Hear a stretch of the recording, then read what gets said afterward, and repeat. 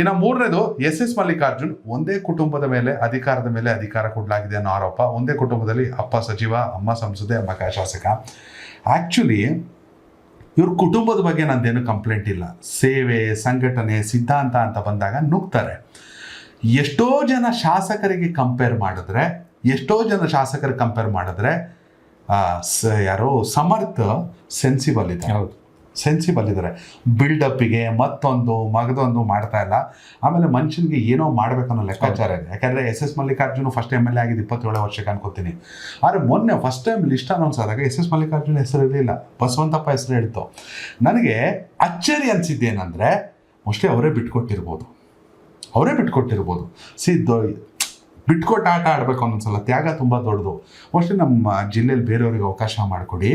ಯಾಕಂದರೆ ಹೆಂಡತಿಗೂ ಟಿಕೆಟ್ ಕೊಟ್ರಿ, ಮಗನಿಗೂ ಟಿಕೆಟ್ ಕೊಟ್ರಿ, ಮನೇಲಿ 3 ಜನ ಇದ್ದೀವಿ. ಇರೋದು 1.5 ವರ್ಷದ ಆಟ ಅಂದ್ಕೊಂಡೆ. ಬಟ್ ಅಚಾನಕ್ಕಾಗಿ ಹೈಕಮಾಂಡಿಂದ ಫೋನ್ ಬಂತು, CM ಫೋನ್ ಬಂತು, ಇಲ್ಲ ನೀವು ಬಂದ್ಬಿಡು ಅಂತ ಹೇಳಿದ್ರು. 4 ಗಂಟೆಗೆ ಇದ್ದಿದ್ದು 5 ಗಂಟೆಗೆ ಅಂದರು. ಎಲ್ಲ ಓಕೆ. ಅವ್ರಿಗೆ ಕೊಡಲಿಲ್ಲ ಅಂದರೂ ನಾನು ಕೇಳಕ್ಕೆ ಬರ್ತಿರ್ಲಿಲ್ಲ, ಕೊಟ್ಟಿರೋದಕ್ಕೂ ನಾನು ಪ್ರಶ್ನೆ ಮಾಡ್ತಿಲ್ಲ. ಬಟ್ ಇಲ್ಲಿ ಕಾರ್ಯಕರ್ತರು ಬರೆದಿರುವಂಥ ಲೆಟ್ರು, ಒಂದೇ ಮನೆಯಲ್ಲಿ 3 ಜನಕ್ಕೆ ಅವಕಾಶ ಕೊಟ್ಟಿದ್ದೀರಾ. ಬೇರೆಯವ್ರಿಗೆ ಕೊಡಬೇಕಿತ್ತು ಬಿಡ್ತು ಅನ್ನೋದು ನಾನು ಹೇಳಕ್ಕೆ ಬರಲ್ಲ. ಅದು ಪಾರ್ಟಿ ಮತ್ತೊಂದು ಮಗದೊಂದು ರಾಜಕೀಯ ಯಾವ ರೀತಿ ಮಾಡ್ತಾರೆ. ನೀವೇನಂತೀರಾ?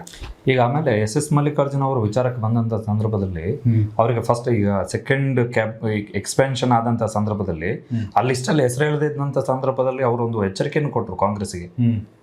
ನಿಮ್ಮ ಮಂತ್ರಿ ಸ್ಥಾನ ಬೇಡ, ನಾವು ರಾಜೀನಾಮೆ ಕೊಟ್ಬಿಡ್ತೀವಿ 3 ಜನನು ಅಂತ. ಫ್ಯಾಮಿಲಿ ಪಾಲಿಟಿಕ್ಸು ಕೆಲವೊಂದ್ಸಲ ಪ್ಲಸ್ಸು ಹೌದು ಪಾರ್ಟಿಗೆ, ಮೈನಸ್ಸು ಹೌದು. ನಿಜ. ಇಲ್ಲ, ಇವನ್ ಸಮರ್ಥ ಟಿಕೆಟ್ ವಿಚಾರದಲ್ಲಿ ಕೂಡ ಜಮೀರ್ ವಿರುದ್ಧ ಬಹಿರಂಗ ಹೇಳಿಕೆಗಳನ್ನು ಕೊಡ್ತಿದ್ರು. ಆಮೇಲೆ ಸಮರ್ಥಿಗೆ ಟಿಕೆಟ್ ಸಿಗ್ಲಿಲ್ಲ ಅಂದರೆ ಸಚಿವ ಸ್ಥಾನಕ್ಕೆ ರಾಜೀನಾಮೆ ಕೊಡ್ತೀನಿ ಅಂತ ಕೂಡ ಹೇಳಿದ್ರು.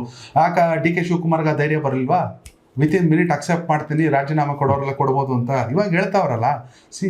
That is not right way. ಅಷ್ಟು ಈಸಿಯಾಗಿ ಹೇಳೋಕ್ಕಾಗಲ್ಲ ರೀ. ಪ್ರತಿಯೊಬ್ಬ ಗ್ರಾಮ ಪಂಚಾಯಿತಿ ಗೆದ್ದವನಿಗೂ ಕೂಡ ತನ್ನದೇ ಆದಂಥ ಪರಿಶ್ರಮದ ಹಾದಿ ಇರುತ್ತೆ. ದುಡ್ಡಿದ್ಕೊಂಡು ಎಲ್ಲ ಮಾಡಂಗಿದ್ರೆ ವಿಜಯ ಮಲ್ಯನ ಲಲಿತ್ ಮೋದಿನ PM ಆಗಿ ಕುಂತ್ಕೋಬೇಕಿತ್ತು, ಇಲ್ಲ ವಿಜಯ ಮಲ್ಯ ಮುಖ್ಯಮಂತ್ರಿ ಆಗಬೇಕಿತ್ತು. ದುಡ್ಡಿದ ತಕ್ಷಣ ರಾಜಕೀಯ ಮಾಡ್ತಾರೆ ಅಂತ ಸುಳ್ಳು. ಹೀಗಾಗಿ ಅವರ ಪರಿಶ್ರಮವನ್ನು ಕನ್ವಿನ್ಸ್ ಮಾಡ್ತೀನಿ ಅನ್ನೋದು ಬಿಟ್ಬಿಟ್ಟು ಏಕಾಏಕಿ ಮುಖ್ಯಮಂತ್ರಿಗಳು ರಾಜೀನಾಮೆ ಕೊಟ್ಟರೆ ಆಕ್ಸೆಪ್ಟ್ ಮಾಡ್ಬಿಡ್ತೀನಿ ಅಂದರೆ ಅದೆಲ್ಲ ವೇ ಅಲ್ಲ. ಆಮೇಲೆ ಹಂಗೆ ಅನ್ನೋದು ಪಾಪ ಹಿಂದ್ಗಡೆ ಹೋಗ್ಬಿಟ್ಟು ಅವರೇ ಕನ್ವಿನ್ಸ್ ಮಾಡ್ಕೊಂಡು ಕೂತ್ಕೊಳ್ಳೋದು ಸಿನಿಮಾ ಡೈಲಾಗ್. ಹೌದು. ಹೀಗಾಗಿ ಎಸ್ ಮಲ್ಲಿಕಾರ್ಜುನ್ ಅವ್ರಿಗೆ ಕೂಡ ಕೊಡಬಾರ್ದಿತ್ತೇನೋ, ಬೇರೆಯವ್ರಿಗೆ ಅವಕಾಶ ಸಿಗ್ಬೋದಿತ್ತೇನೋ ಅನ್ನೋ ಚರ್ಚೆಗಳು. ಬರೀ 1.5 ವರ್ಷದ ಆಟ. ಕನೆಕ್ಟ್ ಕರ್ನಾಟಕ, ಇದು ನಿಮ್ಮ ನೆಟ್ವರ್ಕ್.